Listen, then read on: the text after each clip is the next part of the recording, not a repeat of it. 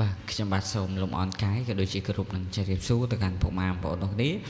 សូមស្វាគមន៍មកកាន់កៅអៅតម្រុយបាទសម្រាប់មេទី24ខែ8ឆ្នាំ2021មុនជាណាតម្រុយថ្ងៃថ្មីយើងមកទីតម្រុយកាពីសាមញ្ញសិនបាទតម្រុយកាពីសាមញ្ញម៉ោង4កន្លះក៏ដូចជាម៉ោង6កន្លះបាទសម្រាប់មេទី23សាមញ្ញបាទអត់មានឪពុកម៉ែបងប្អូនបាទអូសរ៉ូក៏ដូចជាអូហុកបាទអូសរ៉ូក៏ដូចជាអូហុកគឺឃើញថាម៉ោង4បាទអត់មានចូលទេបងអាបងហ្នឹងគេស្រោកុំចូលហុកកុំចូលបាទគេស៊ីបាទម៉ោង4បាទវាមក50មកសាក់មក20មក9បាទ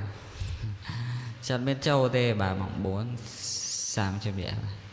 តោះម៉ោង6កន្លះបាទម៉ោង6កន្លះពុកម៉ែបងប្អូនយកទៅលេងមកគឺយើងបានចូលហើយបាទម៉ោង6កន្លះបាទ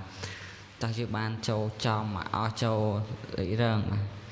ស៊ីមកគ្របពុកម៉ែបងប្អូននោះគ្នាស៊ីមកគ្របទាំងលេខតូចទាំងធំស្ដាយបាទតោះឲ្យ67មក68បងប្អូននេះចូលបានអុកខ្ទង់បាទហើយលេខរើមកគ្របបាទ67 68នេះបាទចូលរើមកគ្របបាទហេងអ្នកនរគ្នាបងប្អូននេះបាទយើងបានចូលហើយបាទហេងបាទ67 68បាទពីរគ្របហ្នឹងបងប្អូនចេះលេខបាទរើមកគ្របចូលបឿតោះការផ្ទឹមតតម្រុយយើងមានតែប៉ុណ្ណឹងតោះយើងទៅមើលតម្រុយទី24ខែ8ឆ្នាំ2021តើជូនបងប្អូនហេចូលត្រីចាំដល់គ្នាហើយកុំភ្លេចណាជួយចុចពាក្យថាជាវក៏ដូចជា Subscribe និងបើកសញ្ញាកណ្ដឹងឲ្យ admin មិនអាមួយណា